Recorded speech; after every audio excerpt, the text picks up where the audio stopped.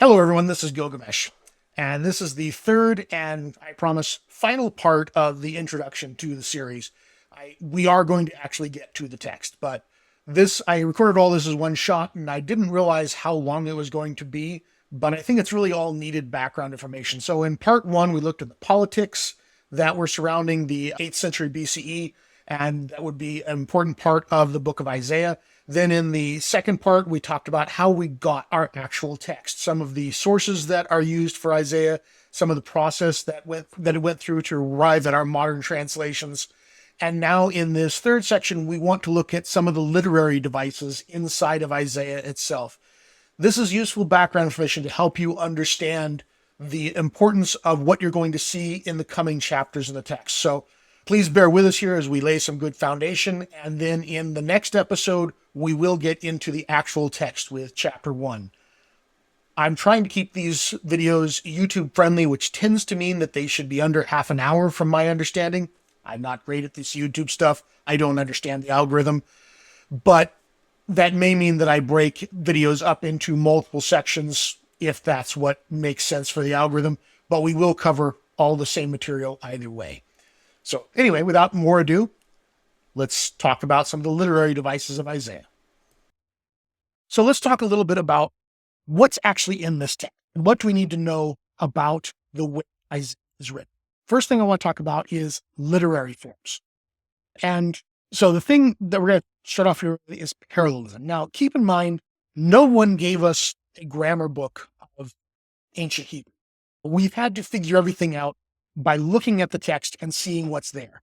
And so some things are incredibly obvious. Other things, it's a little more speculative as to if they were intentional or not.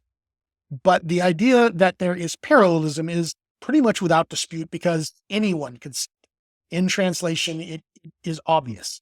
And the idea of parallelism is that you repeat a line that uses synonyms to the line before it, or sometimes antonyms, but that the two lines are connected, that they are parallel with each other. And so the first example here is from chapter 1, verse 3. The ox knows his purchaser, and the ass his owner's feeding trough.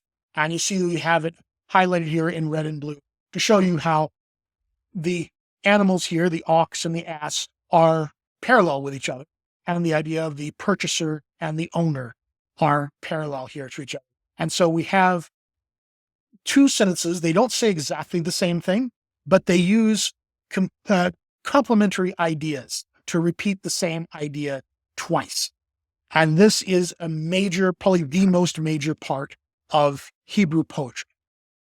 Here's another one from chapter 43, verse 19. Also, I will make a way in the wilderness, paths in the desert. Now, notice that these are unbalanced here, that the whole verb is only in the first line. This is actually a common thing, that the verb in the first line goes for both lines. But then we repeat this last part here, a way in the wilderness, paths in the desert.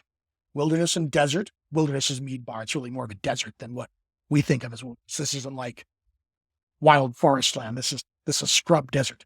Yeah, these are basically two different words for desert and two different words for a road or trail, a path. And so this is the way parallelism works as well. Sometimes you have these unbalanced lines. Sometimes you have this verbal form only in the first line that then does double duty for both sides. I will make a way in the wilderness. I will make paths in the desert. Sometimes it's not just twice. Threefold parallelism is quite common. Relieve the oppressed, defend the orphan, plead for the widow.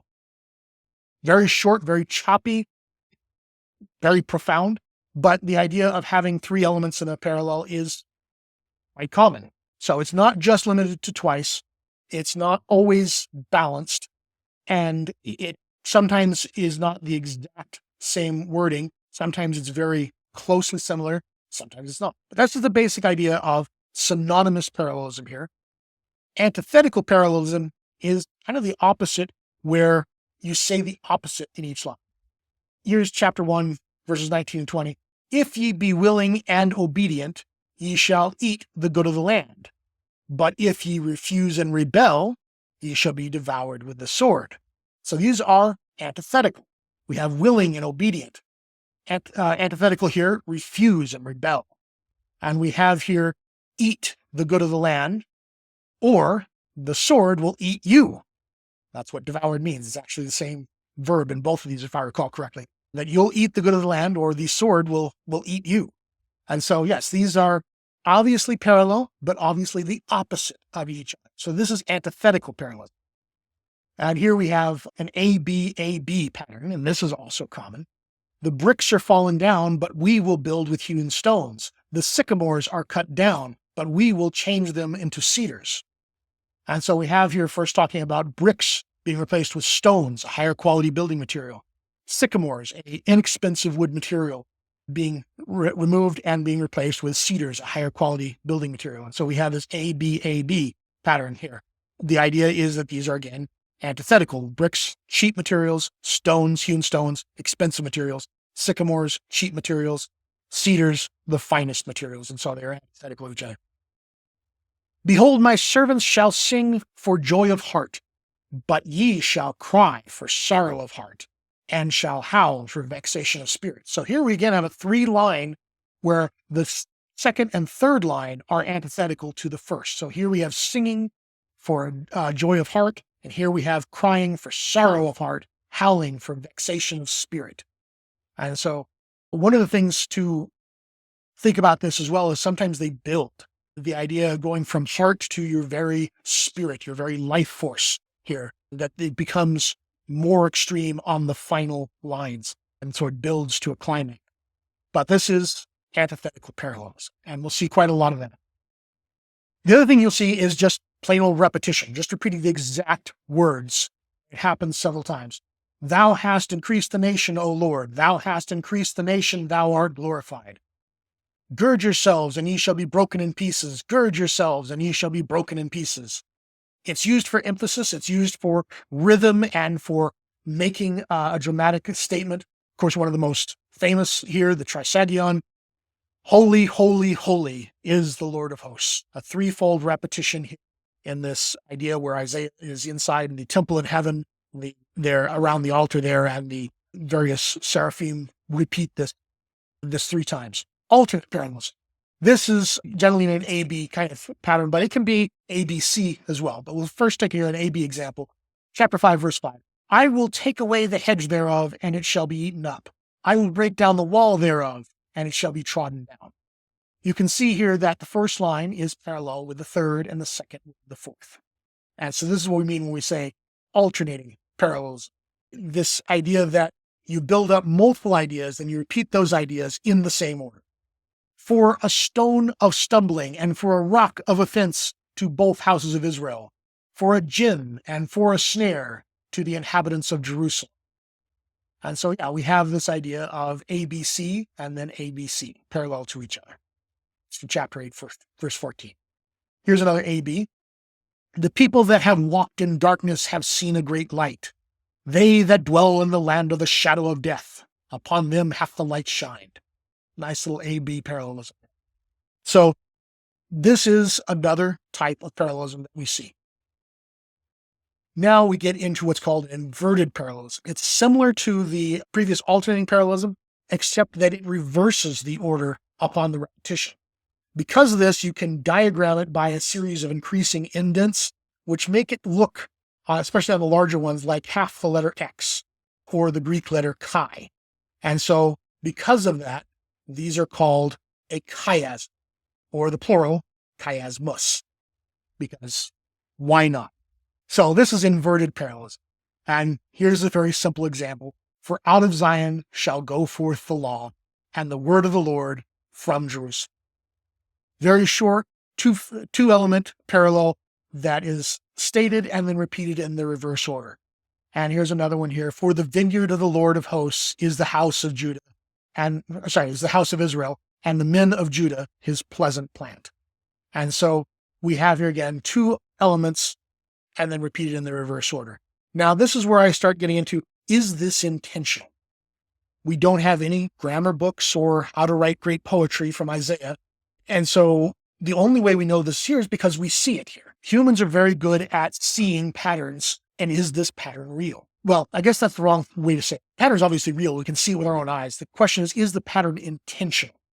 Did Isaiah intend for this to be the case? I would make a pretty strong argument that he did, because there are so many of them, it seems to be clearly intentional. But they can get more complex. And here's one of the nicest ones in the book of Isaiah. Arise, shine, for thy light is come, and the glory of the Lord is risen upon thee. For behold, darkness shall cover the earth, and gross darkness the people.